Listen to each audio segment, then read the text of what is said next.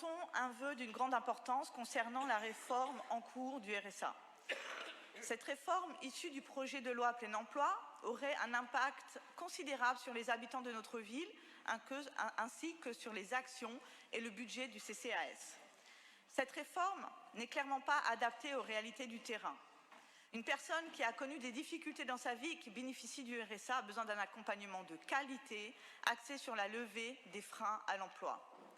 Au lieu de privilégier la qualité et la pertinence des actions d'insertion, cette réforme met l'accent sur la quantité d'actions, soit 15 heures d'activités d'insertion par semaine. À quoi bon envoyer des centaines de candidatures pour prouver sa volonté de s'insérer dans le monde du travail si la situation de la personne ne le permet pas et si son profil ne correspond pas aux attentes des employeurs? Les principaux freins à l'emploi sont bien connus depuis un certain nombre d'années. La garde d'enfants, la mobilité, la formation, les problèmes de logement et de santé. Comment faire garder son enfant lorsque les places en crèche sont saturées et que les critères d'attribution ne favorisent pas les personnes bénéficiaires du RSA? C'est un véritable enjeu, d'autant que plus de 32% des bénéficiaires du RSA sont des familles monoparentales. En ce qui concerne la question de la formation, cette pression et ces sanctions ne feront qu'encourager certaines personnes à se tourner vers des formations inappropriées. Quant aux personnes les plus proches de l'emploi, elles seront invitées à travailler gratuitement. D'ailleurs, nous ne pouvons qu'être perplexes face aux acrobaties du ministre du Travail, qui prétend que c'est ni du travail gratuit, ni du bénévolat obligatoire. Personne n'est dupe, encore moins dans le Haut-Rhin. Il se cache derrière les termes stage ou immersion pour se protéger, mais l'idée demeure la même. De plus, comment ces heures seront-elles comptabilisées, étant donné que les services ne disposent pas de logiciels adaptés? Faudra-t-il utiliser des documents papier? Nous rejetons fermement l'utilisation massive du terme sanction. Radier les personnes sur le papier ne résoudra rien, car ces personnes continueront d'exister dans la réalité et devront toujours payer leur loyer, leurs factures, subvenir à leurs besoins élémentaires, ainsi qu'à leur famille. En fin de compte, le problème ne sera pas résolu car elles resteront sans emploi et auront encore plus d'obstacles à surmonter pour trouver du travail. Ce qui se passera, c'est ce qui se passe déjà aujourd'hui. Ces personnes se tourneront vers le CCAS pour obtenir des bons alimentaires et d'autres formes d'aide.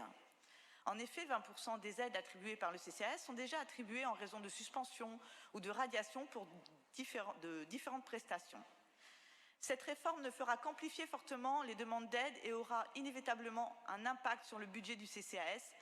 Il s'agit simplement d'une manière pour le gouvernement de se décharger sur les collectivités en mettant en place des réformes sans anticiper les conséquences pour les municipalités. D'ailleurs, à quel moment avons-nous été consultés au niveau national sur ce sujet crucial? Ni les élus locaux, ni les structures d'insertion ne l'ont été, et encore moins les personnes concernées. C'est pourquoi ce vœu demande une consultation nationale approfondie et transparente sur la réforme du RSA, incluant toutes les parties prenantes concernées. Il demande également la mise en place de moyens adaptés pour lever les freins à l'emploi. Cette réforme vise clairement à généraliser une mesure de lutte contre la fraude qui se dirige contre l'ensemble des bénéficiaires du RSA non fraudeurs. Même d'un point de vue purement comptable, cela n'a pas de sens. Si on considère la fraude aux prestations sociales, elle est estimée à environ 2,3 milliards d'euros, dont 1 milliard récupéré. Alors que la fraude aux cotisations sociales, qui concerne les employeurs et les professions libérales, s'élève environ à 8 milliards d'euros, où seulement 7 millions sont récupérés. La fraude fiscale, elle, atteint des sommes astronomiques de l'ordre de 100 milliards, alors que seuls 13 milliards sont récupérés. Il est clair que les contrôles se concentrent bien plus sur les personnes précaires que sur les plus riches, et parce qu'il est évident que de s'attaquer aux plus pauvres, c'est bien plus facile car ils ont moins la capacité de se défendre, contrairement aux plus riches qui peuvent faire appel à toute une armée d'avocats. En conclusion, cette réforme est clairement déshumanisante et déconnectée de la réalité et aussi absurde d'un point de vue comptable. Elle s'inscrit dans la même lignée que l'idée de traverser la rue pour trouver un emploi, c'est-à-dire complètement éloignée des réalités. Cette réforme pèse pèse lourd sur les finances des collectivités et des CCAS. De plus, elle repose sur une idéologie stigmatisante et culpabilisante. Et ce constat a été partagé lors du dernier CCAS. Cette démarche est clairement ce qu'on qualifie de pauvrophobie. Il s'agit simplement de stigmatiser sans apporter de solutions concrètes.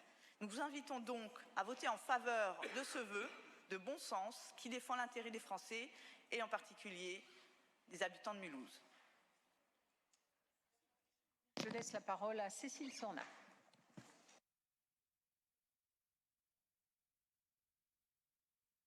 Mesdames, Messieurs les élus du groupe Mulhouse Cause Commune, vous avez déposé un vœu portant sur la loi plein emploi et le RSA. Évidemment, ce sujet nous touche, car il concerne parmi les plus vulnérables de nos concitoyens. Mais votre lecture des enjeux et la rédaction de votre texte sont bien parcellaires. Nous considérons que ce texte de loi prévoit des droits et des devoirs, et nous soutenons cet état d'esprit qui nous semble émancipateur. Sur l'inscription à Pôle emploi, demain France Travail, nous pensons que les demandeurs d'emploi les plus éloignés souvent doivent être repérés pour être accompagnés. Aujourd'hui, le marché du travail est favorable pour travailler l'employabilité de tous. En outre, le non-recours au RSA existe. Il est en moyenne à 34% par trimestre et à 20% de façon pérenne, c'est-à-dire avec un taux calculé en considérant 3 trimestres consécutifs. On parle donc d'un bénéficiaire du RSA sur 5, voire sur 3. Pour lutter contre ce phénomène dramatique de non-recours, le gouvernement travaille sur la solidarité à la source et va lancer une deuxième salve d'expérimentation avant généralisation en septembre 2023. Votre texte n'aborde nullement ces 2 points d'importance à notre sens. Une remarque concernant plus spécifiquement la situation mulhousienne. Le président de la CAF du Haut-Rhin ainsi que le premier vice-président siègent tous les deux au niveau national de la CAF et sont très impliqués sur le sujet. C'est une chance pour le Haut-Rhin, c'est une chance pour Mulhouse. Par ailleurs, nous sommes aussi un territoire très doté en structures d'insertion par l'activité économique, structures permettant un accompagnement personnalisé et de qualité vers l'emploi. Dernier élément et non des moindres, ce sujet est, comme le précédent autour de la réforme des retraites, un sujet national hors du champ de nos compétences municipales.